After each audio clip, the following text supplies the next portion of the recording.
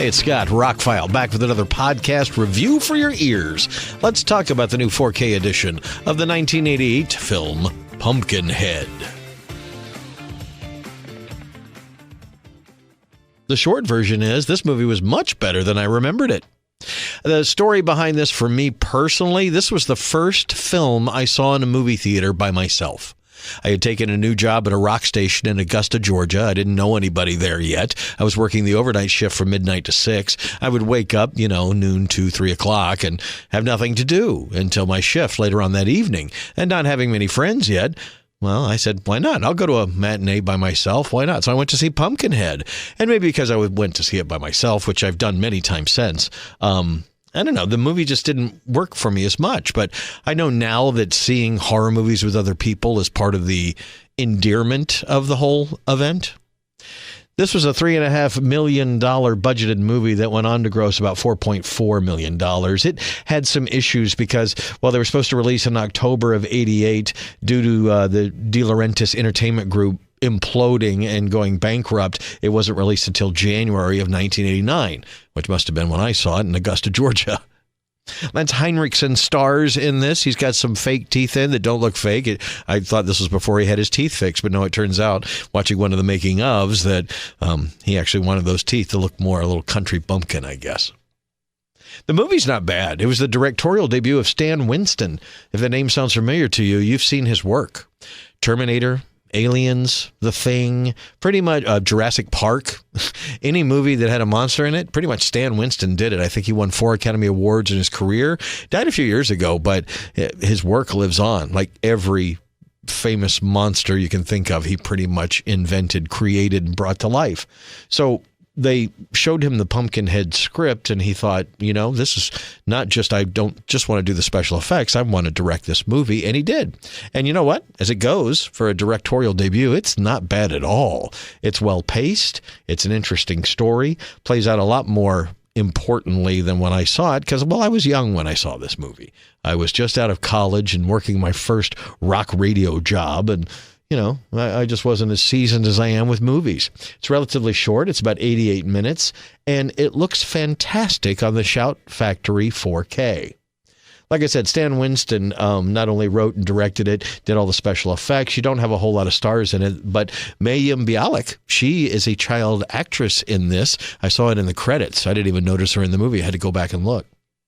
Shout Factory put together a whole bunch of extras, too. There is a couple of really long documentaries where they talk to pretty much everybody who's still alive. There's a tribute to Stan Winston. There's stuff about the design of the monster. All the behind the scenes was as good, if not better, than the film. They restored the movie from the original 35mm print. It looks fantastic. It looks like a low-budget movie from the late 80s, but it looks perfect. I mean, there's no print damage. It couldn't look any better. And with Dolby Vision HDR, the colors are more realistic and vibrant, even though it's kind of a dingy looking movie. But when some of the special effects happen, some of the lights from the vehicles and the street lights and that kind of thing, and some of the more colorful lighting in the witches layer and things like that really shine on this. It just looked and sounded great. It's a normal 5.1 mix, lossless, and sounded good. It was very much in the front of the room. When they're outside, there's a lot of cricket and circadian effects and that kind of thing going on in the background. That's in your surround sound channels, but most of the music, most of the effects and everything were front loaded. It wasn't really a surround sound experience that I would write home about. I switched to the stereo, and that was a little bit more limited, so I did leave it in 5.1, but both would be a fine listen for watching this movie. But like I said, if you want to pick up the 4K, the movie has never looked this good. It didn't look this good in the dingy theater I saw it in Augusta, Georgia back in 1988 or 89 whenever I saw the film. I enjoyed Lance Henriksen's acting in it. I thought he was great. I thought, the guy that plays the jocular ass is a very good jocular ass. He was on many TV shows. He's one of those actors that you recognize, but you don't remember his name.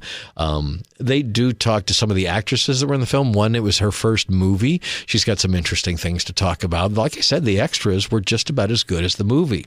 All in all, this is a great package. It was a Best Buy exclusive steelbook over a year ago, and then Best Buy went under.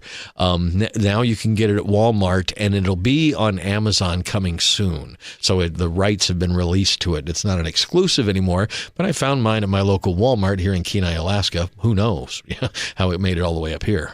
It's a great steelbook, by the way. I like that too. Shout Factory does a really good job. I just wish they would do more Dolby Atmos mixes. They've done a few, but a lot of their stuff is standard lossless 5.1 mixes, which is fine. But if I'm going to get an upgrade of the picture, I would like an upgrade of the audio too, if they could do it. But that's the biggest problem with boutique labels to me. All in all, revisiting Pumpkinhead after all these years, and I've never owned it on DVD, I've never owned it on Blu-ray, and I've never watched the thing since I saw it in the theater. So I really had a pretty downbeat, but the creature effects are fantastic. The guy, Tom Woodruff Jr., who plays the creature, he also played the alien in Alien. So anyway, it's very well done for what it is. It's a pretty typical monster movie with some supernatural twists and some surprisingly good effects because it was directed by Stan Winston, one of the greatest special effects guys who has ever lived. So all in all, I would give Pumpkinhead a thumbs up and something that can make it into my rotation every Halloween. As I try and review more horror movies, I'll keep to it. Thank you for listening to another podcast today. I was going to talk about stuff that's going on, but we'll do that in the next podcast. I don't want to waste your time. Thank you for listening, and rock on.